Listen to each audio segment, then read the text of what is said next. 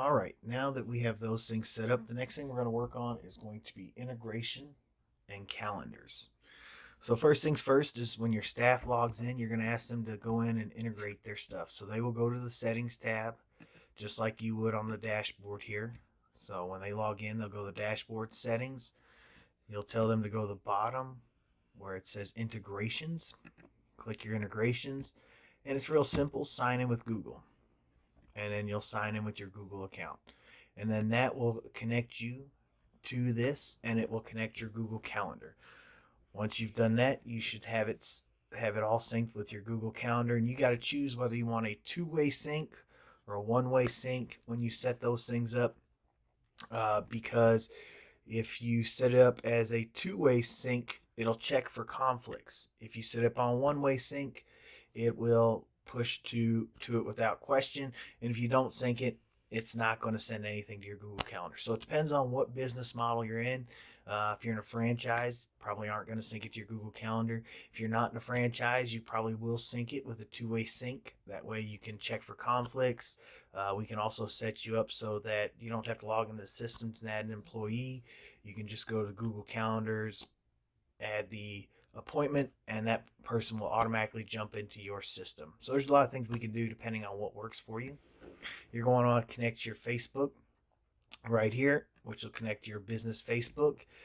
You'll also log in with your business account. So you'll log in again on Google and connect your business account profile. If you want to connect QuickBooks, you can. Clilio, Stripe. Stripe, if you want to use any kind of credit card processing system, you connect it right here. If you're going to connect your TikTok account for lead generation, you can do that right there. So and then you can map the fields up here depending on what you want once you're connected to these items. But you got to have the account connected first and then map it up. Now that we've talked about the integration part, we'll go on to the calendar setup. So you'll go to your calendars, and depending on which system you've gotten from us, you may have pre-set up calendars or you may be setting up new from scratch. The great thing about these calendars are these are your second layer of calendars. So your top layer are the ones back on your profile page, which are the this is the hard stop items. So you can have those open 24 hours, and as long as you're not sending those calendars out like that, nobody will be able to book those hours, but those hours will be available. Here we can create, this is your second layer. So let's say your appointments are only an hour long. So you can set this calendar to only allow people to set up the appointments for 1 hour long, Monday through Friday, right? And then you would be able to do an override on Saturday because it's allowed in your top calendar level. So what you'll do is you're going to click this button because you'll notice this is grayed out. We're going to enable the calendar.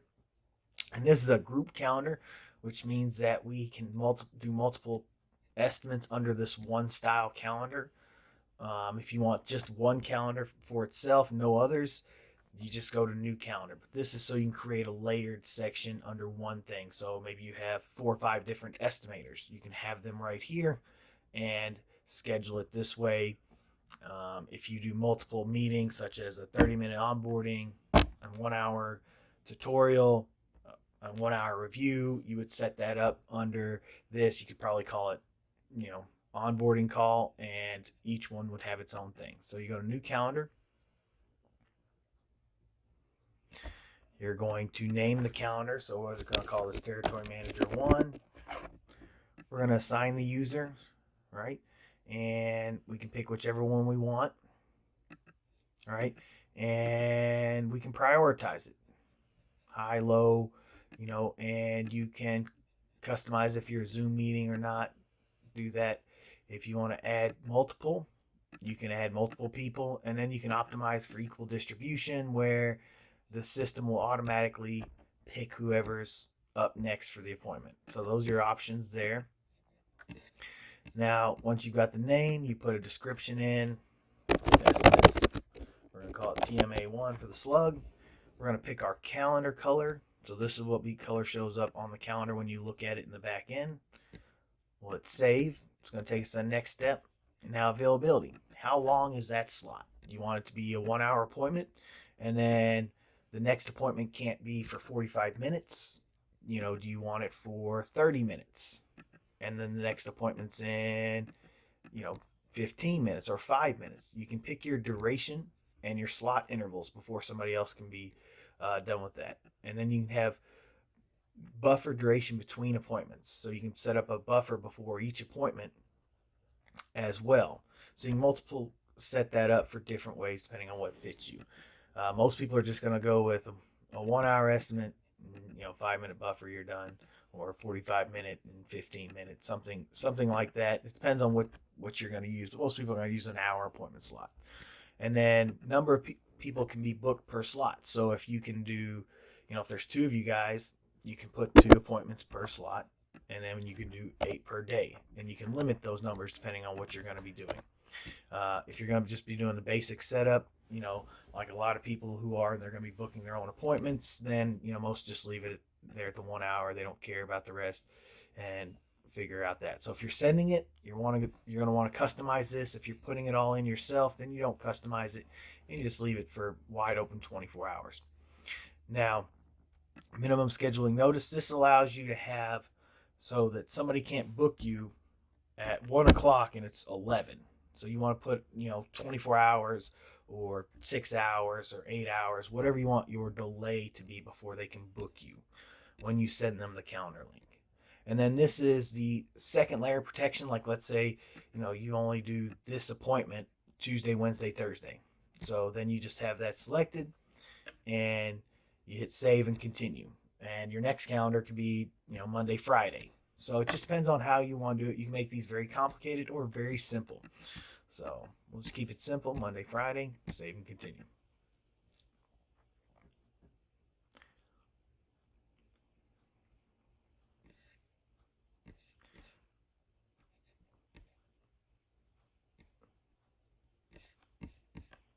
So now it's going to pull in your confirmation page. If you're allowing people to book themselves, these are things you're going to want to check into. Let the calendar confirm my appointments, send the appointment alerts by emails, allow Google Calendar send invitation and updates, allow reschedules, cancellations. If they're booking themselves, you'll want to get that information to them so that when they book it, they'll get the phone number, the name, all that kind of stuff. You can customize it if you want. And once you've got your thank you message and all that stuff, you hit complete. Now you've just finished your first calendar for the estimate. If you're running production, so let's say I've got a floor crew, go ahead and enable it. And we're going to call this James's team. James. And we're going to call it James. We're going to call it, his color is going to be orange. And we'll just select, you always got to have an employee, so we'll call it JH, James' team. He's gray, save. Now I know James is going to be on a project for at least 8 hours, so I'm going to put 8 hours for each appointment. So then when I schedule him, it'll schedule all full days so I can do 3 8-hour slots for him, or 2 8-hour slots, or 1 8-hour slot for him. So when I'm scheduling it and he's logging into the back end to see his calendar, it'll book those out for him. Save and continue. And it's going to bring up the same stuff as again. Once again, you're probably not going to let your clients book your projects, so this will be null and void on that part. Complete. So now we've set up the estimator and the production manager. If you have any questions, just let us know.